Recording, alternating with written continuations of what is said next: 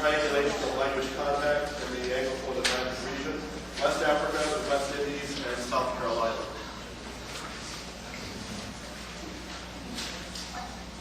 Okay, so the title of my paper changed a little bit. It's not really about South Carolina. It's a bit more about North America, as you'll see. So please bear with me. Okay, the first thing I want to talk about is just give a kind of overview of the directions of influence between the Americas, of the Atlantic region, between the Americas and Africa, and Thailand, my other points. One of I'll start with sort of the minority view first, and that is that West Africa influenced various English-derived Creoles in the Americas, and probably the most well-known proponent of this is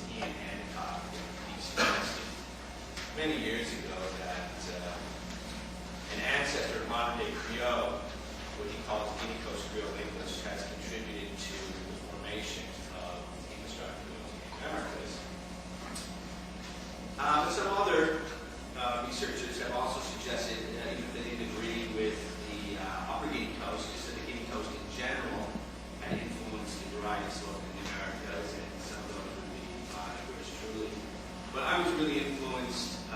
Ian Hancock was my supervisor, my mentor, so like any good Indian fight, I tried to respect what he had to say, and I tried to twist it to my own observations. And what I noticed was that, just from a lexical point of view, that there really weren't all that many words from languages spoken on the Upper Guinea Coast that were found in a large number of Creoles. There were certainly some, but I was looking for common words, particularly because at the time I had only been a graduate student for a couple of years, in the archival source about Jamaican, Surinamese Creoles, and so forth. But what I noticed was simply that there were a large number of lexical items shared among these Creoles from the Gold Coast region of the Lower Guinea Coast. And so I also was influenced by Cassidy and Tonkin, and they suggested that it was likely that a variety had developed there, even if there was no direct empirical evidence or artifacts that suggested that. So I went through all these dictionaries and I compiled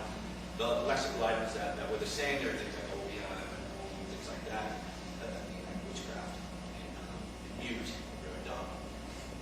And I made a list of these, and I suggested it was likely that some sort of restructured English, I deliberately fudged the difference between Pigeons and Creoles, and I'll still do that.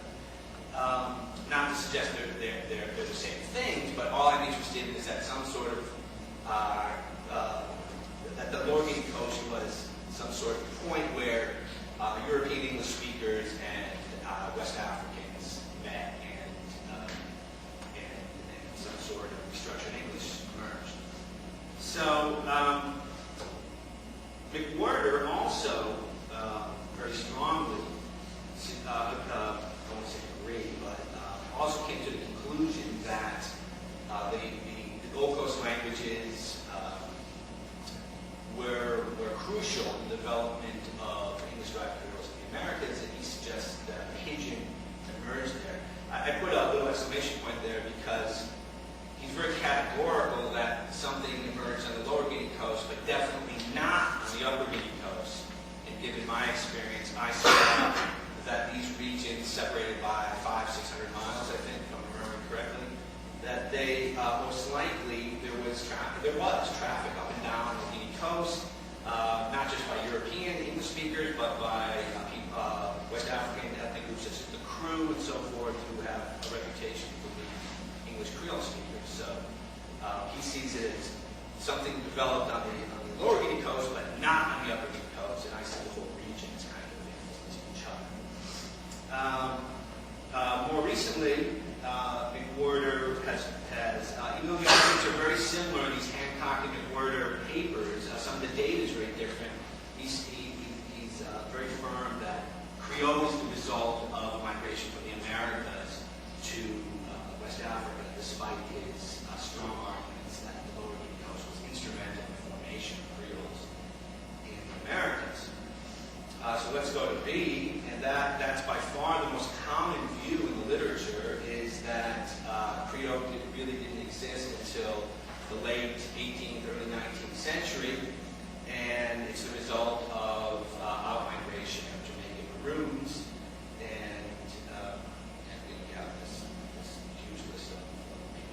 support that view. More recently, Magnus Huber, a researcher, scholar in Germany, has written a very interesting, well-written paper that claims that Gullah was part of this out-migration. Gullah speakers were part of this out-migration, and that they have influenced Creole.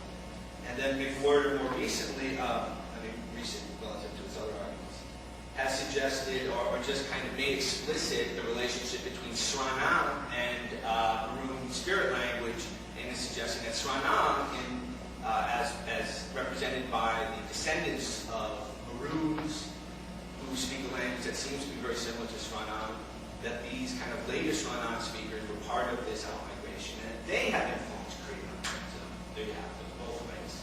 It seems across the land. I add Nylander there because he doesn't really weigh in on either of these types of arguments, but he does suggest that Creole is a local West African creation, so you can check out that if you like. It's an interesting paper as well. Okay, so there we have these directions of influence. Now, my own work, I just want to make a few statements. My own work has been based on field work.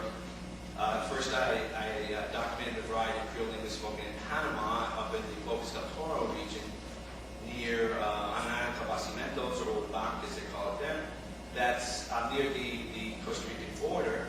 And so I became very interested in documenting these English-derived languages, whether they call them Creoles or not, doesn't matter to me, but it's very important to other people. I became very interested in trying to document these languages that had no representation in the literature. And so I'll return to that in a moment. I just want to introduce that now.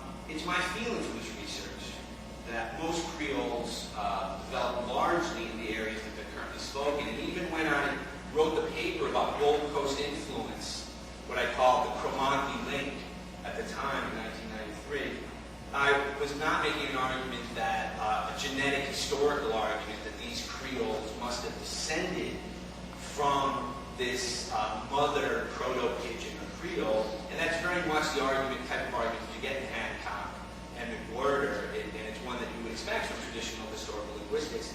My argument was simply that you found these common lexical items, and that if an English-derived Creole emerged on the Gold Coast, that it may have influenced the emergence of English-derived varieties in the Americas.